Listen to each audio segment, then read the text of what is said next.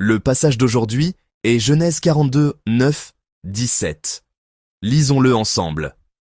Joseph se souvint des songes qu'il avait eus à leur sujet, et il leur dit, « Vous êtes des espions, c'est pour observer les lieux faibles du pays que vous êtes venus. » Ils lui répondirent, « Non, mon Seigneur, tes serviteurs sont venus pour acheter du blé.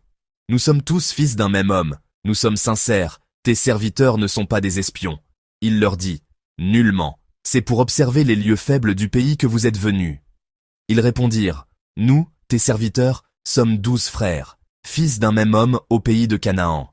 Et voici, le plus jeune est aujourd'hui avec notre père, et il y en a un qui n'est plus. » Joseph leur dit, « Je viens de vous le dire, vous êtes des espions. Voici comment vous serez éprouvés. Par l'avis de Pharaon, vous ne sortirez point d'ici que votre jeune frère ne soit venu. Envoyez l'un de vous pour chercher votre frère, et vous, restez prisonniers. Vos paroles seront éprouvées, et je saurai si la vérité est chez vous, sinon, par l'avis de Pharaon. Vous êtes des espions. » Et il les mit ensemble 3 jours en prison. Amen. Nous continuons à méditer sur ce passage qui nous est très familier. Aujourd'hui, nous abordons la scène où Joseph met ses frères à l'épreuve. J'espère que, par le message d'aujourd'hui, nous vivrons un temps précieux pour comprendre ce que Dieu veut nous dire. Les frères, venus en Égypte pour chercher de la nourriture, se prosternent respectueusement, la face contre terre, devant le gouverneur de l'Égypte, qui est aussi chargé de vendre du blé aux habitants des nations environnantes. Ce gouverneur, devant lequel ils se prosternaient avec le plus grand respect, n'était autre, comme nous le savons tous, que Joseph. Cependant, ses frères ne le reconnurent pas. Et pour cause, beaucoup de temps s'était écoulé depuis leur séparation. Un temps considérable avait passé, et Joseph était sans doute devenu un véritable Égyptien. Son comportement, sa façon de parler, ses vêtements, tout en lui était devenu égyptien. Mais Joseph, lui, reconnut ses frères au premier regard. Et, comme le dit le verset 9, Joseph se souvint des songes. En voyant ses frères se prosterner devant lui, Joseph se rappela le rêve qu'il avait eu dans sa jeunesse. Quel était ce rêve? C'est le rêve que nous lisons en Genèse 37. La gerbe de Joseph devant laquelle les gerbes de ses frères se prosternaient, et le soleil, la lune et 11 étoiles qui se prosternaient aussi devant lui. Ce rêve lui revint à l'esprit. Or, il faut savoir qu'ici, le mot hébreu original pour « se souvint » signifie « prêter attention ».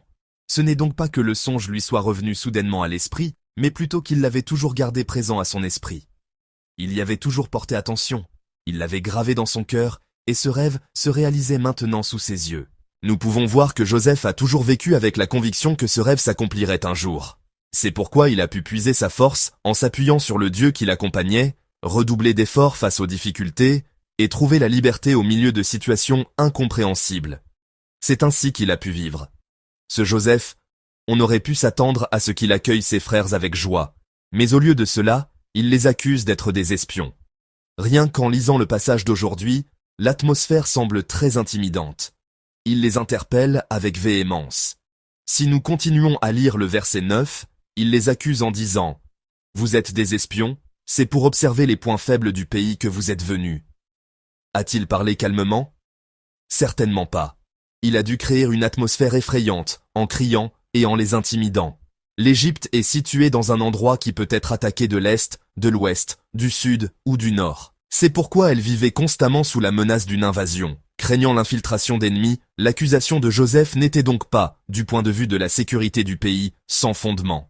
C'était une mesure de précaution et de vigilance tout à fait normale. Sentant leur vie menacée, les frères, comme on le voit au verset 11 et 13, expliquent la composition de leur famille et leur origine. Mais comment Joseph réagit-il en entendant leur histoire? Lisons à nouveau ensemble le verset 15. « Voici comment vous serez éprouvés.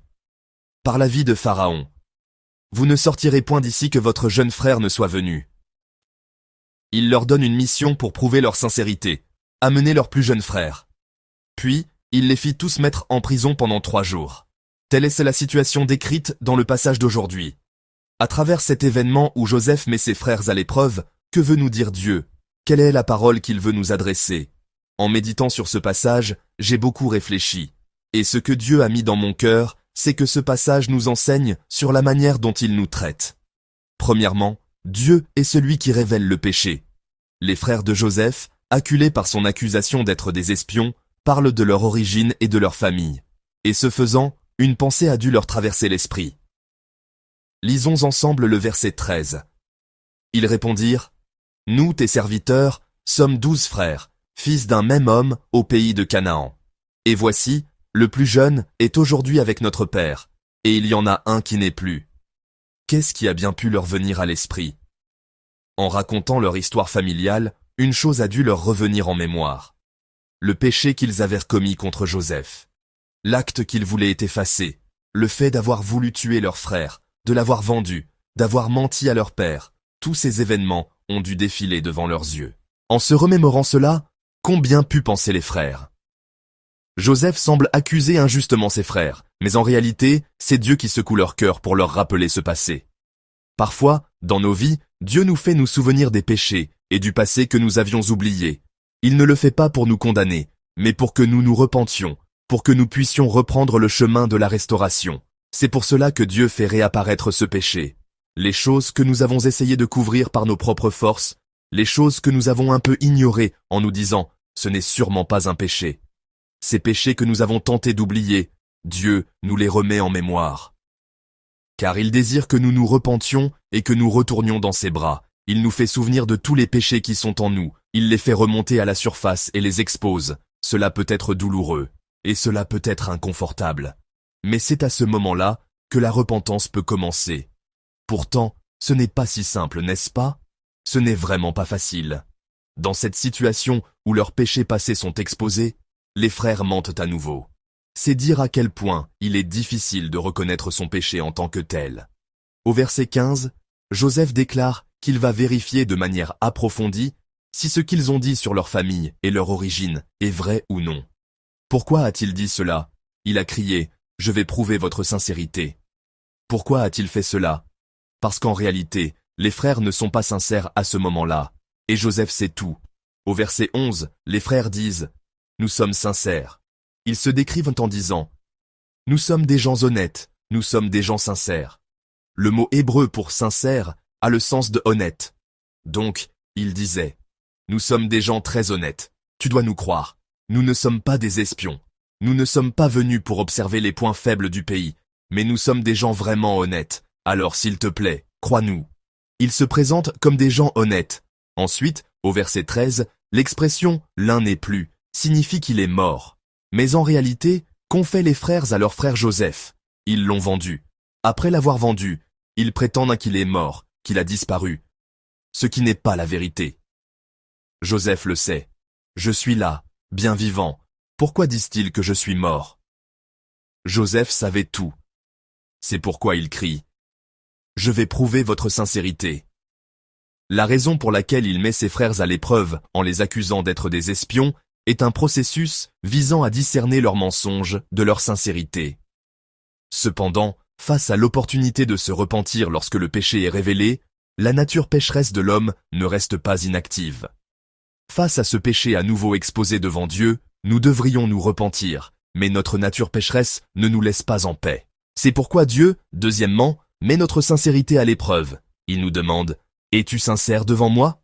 Il nous interroge « Es-tu vraiment honnête devant moi ? Es-tu vraiment droit devant moi ?» Pour éprouver notre foi et nous permettre de continuer à nous approcher du lieu de la repentance, Dieu nous interpelle. « Es-tu vraiment honnête? Honnête devant moi ?» Mes amis, je prie pour que vous et moi puissions répondre à cette question par « Oui Seigneur ». Cette sincérité ne vient pas de nulle part. Elle doit être bâtie dans la repentance et la responsabilité face au péché révélé. C'est pourquoi Dieu, troisièmement, accorde un temps de restauration. Au verset 17, il est dit que Joseph les fit mettre ensemble en prison pendant 3 jours. Qu'ont représenté ces 3 jours pour ses frères? Comment ont-ils passé ce temps? Les frères de Joseph n'ont pas été emprisonnés séparément. Ils n'étaient pas dispersés, mais réunis en un seul lieu. Ils ont dû beaucoup parler entre eux, se disant « Que devons-nous faire maintenant? Comment allons-nous prouver notre sincérité ?» En discutant ensemble, un temps leur a été donné pour reconnaître clairement leurs fautes passées et se repentir. Et ce fut aussi un temps pour développer un sens des responsabilités en se disant « Agissons maintenant avec sincérité ». Ce fut une occasion pour eux de mettre en pratique les paroles qu'ils avaient à prononcer. Nous sommes des gens sincères. Croyez-nous. Ainsi, ce temps devient finalement une occasion de surmonter cette épreuve et de commencer leur restauration. La sincérité se construit dans la repentance et la responsabilité. Je souhaite que vous et moi soyons sincères devant Dieu. Dieu nous donne toujours du temps. Il nous donne toujours du temps. Il ne nous presse pas. Il nous accorde du temps. J'espère que ce temps de restauration s'accomplira aussi pour nous, dès ce matin. Nous devons confesser, Seigneur, je serai vraiment honnête. Aujourd'hui, je vais essayer de vivre ainsi. Aujourd'hui encore, je vivrai une vie droite, sans rien cacher devant Dieu et en agissant de manière responsable devant les hommes. Dieu attend cette confession. Il nous attend, encore et encore, en nous accordant un temps de restauration. Je prie pour que ce matin soit un temps où nous nous tenons sincèrement devant Dieu et faisons cette confession. J'espère que nous commencerons cette nouvelle journée avec cette disposition de cœur. Souvenez-vous toujours que Dieu veille sur nous, qu'il nous fait réfléchir sur nous-mêmes en nous demandant « Es-tu sincère devant moi ?» et qu'il continue de nous attendre pour nous permettre de nous restaurer. En vous souvenant de qui est notre Dieu, avancez avec force en ce jour.